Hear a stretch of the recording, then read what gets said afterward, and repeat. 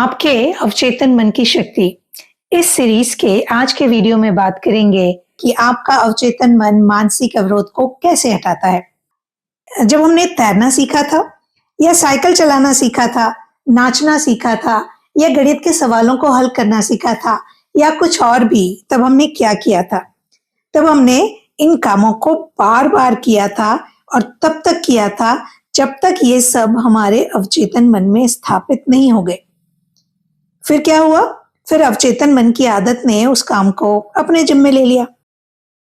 कई बार इसे दूसरी प्रकृति भी कहा जाता है, यानी हमारी पहली प्रकृति के चिंतन और क्रिया पर अवचेतन मन की प्रतिक्रिया।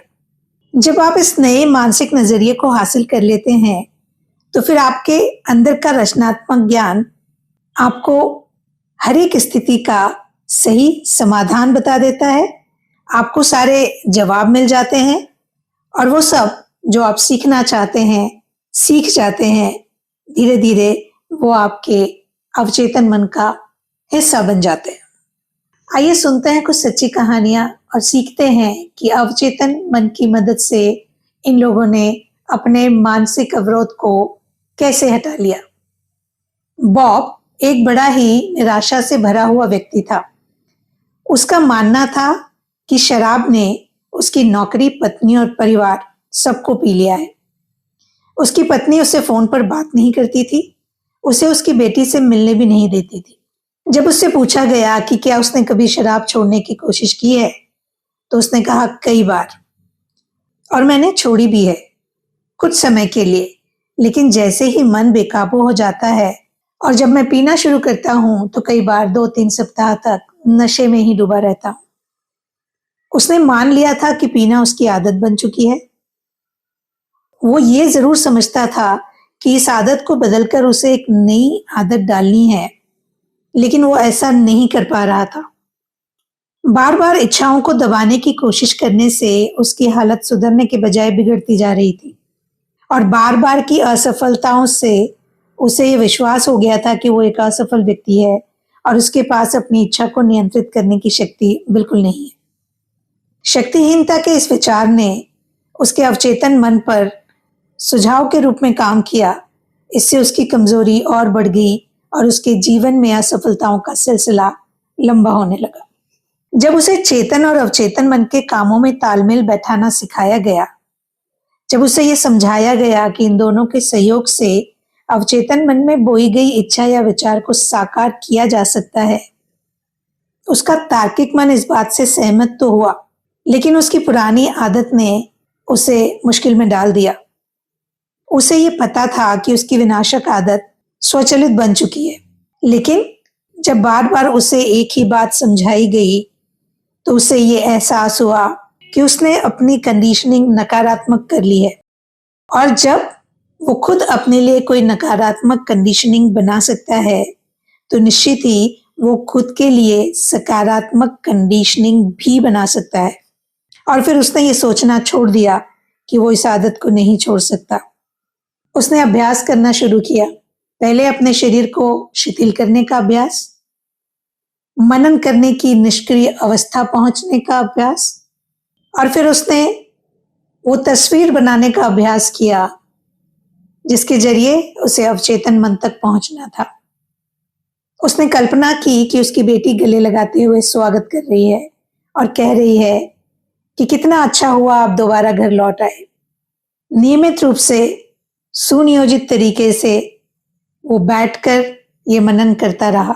जैसे ही उसका ध्यान भटकने लगता, वो तुरंत अपनी बेटी की तस्वीर को याद करने लगता, उसकी मुस्कान को याद करने लगता, उसकी चहकती आवाज को याद करने लगता, उसके साथ उठने बैठने की तस्वीर पर ध्यान केंद्रित कर लेता। बार बार ऐसा करने से उसके दिमाग में ये सकारात्मक कंडीशनिंग ने अपना स्थान बना लिया। उसने ये करना जारी रखा क्योंकि अब उसे विश्वास हो गया था कि कभी न कभी वो अपने अवचेतन मन में इस कंडीशनिंग के साथ पहुंच जाएगा। वो हमेशा शांति से अपने विचारों को संतुलित करता, अपना ध्यान उस तस्वीर पर केंद्रित करता, तब तक जब तक कि वो तस्वीर के साथ एकाकार नहीं हो जाता। अब वो मानसिक माहौल उसका हिस्सा बन गया और वो ये मानसिक फिल्म को बार बार देखने लगा। जब भी उसे शराब पीने की तलब लगती, वो अपनी कल्पना को शराब के विचार से मोड़कर अपने परिवार के साथ, अपनी बच्ची के साथ घर पर रहने की भावना की ओर मोड़ लेता। उसे बिल्कुल ये विश्वास था कि वो अपने मन में जो फिल्म डेवलप कर रहा है, वो अवश्य उसकी जिंदगी में घटने वाली है। कुछ समय बाद ये उसके साथ हो गया। उसकी शराब की आदत धीरे धीरे खत्म हो गई। वो परिवार के साथ रहने लगा और बाकी जीवन उसने बहुत खुशी से, सफलता से व्यतीत किया। ऐसी ही एक कहानी है एलन एस की, जो कि एक फील्ड रिप्रेजेंटेटिव था। वो शादीशुदा था, उसके 4 बच्चे थे, लेकिन बिजनेस यात्राओं के दौरान एक अन्य महिला के साथ उसका रिश्ता बन गया था। जब वो काउंसलिंग और लाइफ कोचिंग के लिए जोसेफ से मिलने आया, तो बड़ा निराश और चिड़चिड़ा था।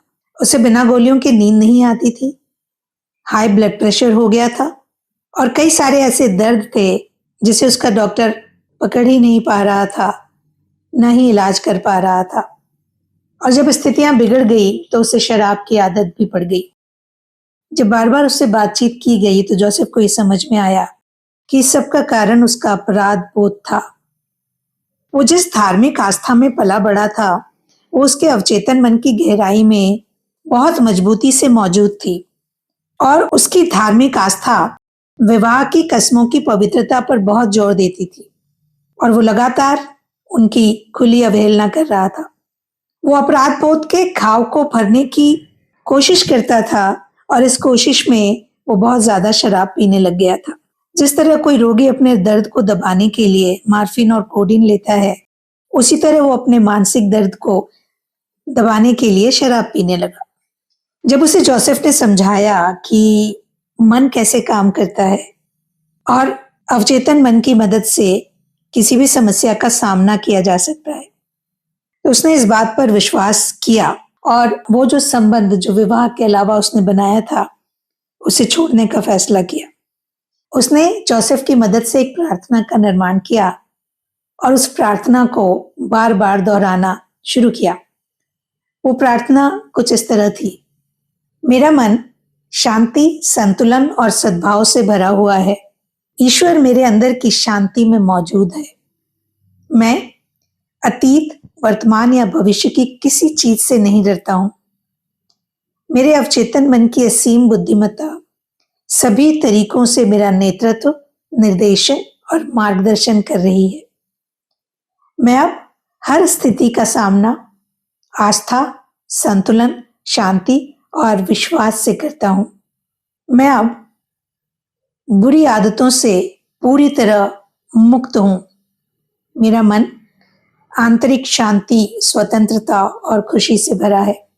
मैं खुद को माफ करता हूं और इसके बाद मुझे भी माफ कर दिया जाता है। शांति, संयम और विश्वास मेरे मन पर शासन करते हैं, हमेशा करते रहेंगे। मैं सत्य की ओर चलता हूं, मैं सही काम करता हूं और मेरी आस्थाओं के अनुसार जो सच है, मैं वही करता हूं। जब उसने ये प्रार्थना बार बार दोहराई, इस विश्वास के साथ कि वो सही कर रहा है और इसलिए कर रहा है क्योंकि ये जरूरी है, उसने प्रार्थना के सारे वाक्यों को धीरे धीरे से प्रेम पूर्वक और अर्थपूर्ण ढंग से दोहराए और इस तरह वो उसके अवचेतन मन में उतर गए। उसके कान आवाज सुनते थे और शब्दों के उपचारक कंपन उसके अवचेतन मन तक पहुंचकर उन सभी नकारात्मक मानसिक पैटर्न को मिटा देते थे जिन्होंने उसकी समस्याओं को पैदा किया था। सच ही है, प्रकाश हमेशा अंधकार को दूर कर देता है। पॉजिटिव विचार निगेटिव विचारों को खत्म कर देते हैं और करीबन 3 महीने के प्रयासों के बाद उसकी जिंदगी में सब कुछ बदल गया। एक युवक ने सुकरात से पूछा कि उसे बुद्धि कैसे मिल सकती है। सुकरात ने उससे कहा कि मेरे साथ आओ। वो उस लड़के को नदी तक ले गए, उसका सर पानी में डुबा दिया। उन्होंने उसे तब तक डुबाए रखा जब तक कि लड़का हवा के लिए बुरी तरह छटपटाने नहीं लगा। फिर उन्होंने उसे छोड़ दिया। जब लड़के की स्थिति थोड़ी ठीक हो गई तो सुकरात ने उससे पूछा कि जब तुम्हारा सिर पानी में डूबा था तो तुम्हें सबसे ज्यादा किस चीज की चाहत थी? लड़के ने जवाब दिया, हवा की। सुकरात ने कहा, जब तुम बुद्धिमानी को उतना चाहने लगोगे जितना कि पानी में डूबते समय हवा को चाहते थे तो तुम्हें ये मिल जाएगी। इसी तरह जब किसी के मन में जीवन की किसी निश्चित बाधा को पार करने की गहन प्रबल सच्ची इच्छा होगी तो वो इस निर्णय पे पहुंच जाएगा कि कहीं कोई रास्ता है। वो विश्वास करेगा, फैसला करेगा, रास्ता ढूंढेगा और उस पे चल पड़ेगा। यदि आप सचमुच मानसिक और आंतरिक शांति चाहते हैं तो वो आपको मिल जाएगी। इससे बिल्कुल कोई फर्क नहीं पड़ता कि आपके साथ कितना भेदभावपूर्ण व्यवहार हुआ है, या आपके बॉस ने आपको कितना परेशान किया है, या किसी ने आपके साथ कितना घटिया काम किया है। जब आप अपनी मानसिक और आध्यात्मिक शक्तियों के बारे में जागृत हो जाते हैं तो आपको इससे बिल्कुल कोई फर्क नहीं पड़ता। आप जानते हैं कि आप क्या चाहते हैं और तब नफरत, गुस्सा, शत्रुता या दुर्भावना के चोरों को आप अपनी शांति, सद्भाव, सेहत और खुशी लूटने हरगिज नहीं देते। जब आप अपने विचारों को जीवन के लक्ष्यों के साथ एकाकार करने की आदत सीख लेते हैं तो आप लोगों, परिस्थितियों, खबरों और घटनाओं पर विचलित होना छोड़ देते हैं। आपके लक्ष्य तय हो जाते हैं, वो बिल्कुल क्लियर होते हैं। तब आप महसूस करते हैं कि शांति की नदी आपके अंदर प्रवाहित होने लग गई है। आपके विचार आपकी शक्ति बन जाते हैं। तब आप इसका चुनाव खुद को दुआ देने, प्रेरित करने और शांति पाने के लिए करने लगते हैं। साथियों, जब कभी कोई डर आपके मन का दरवाजा खटखटाए, चिंता, तनाव या शंका आपके दिमाग में आए तो अपने सपने, अपने लक्ष्य को देखते रहें। अवचेतन मन के भीतर की असीमित शक्ति के बारे में सोचते रहें। इससे आपको विश्वास मिलेगा, शक्ति मिलेगी, साहस मिलेगा। लगातार करते रहें, जुटे रहें, तब तक जब तक कि दिन न निकल आए और अंधेरा दूर न चला जाए। इस सीरीज के अगले वीडियो में आपसे फिर मुलाकात होगी। तब तक के लिए अपना ख्याल रखिएगा।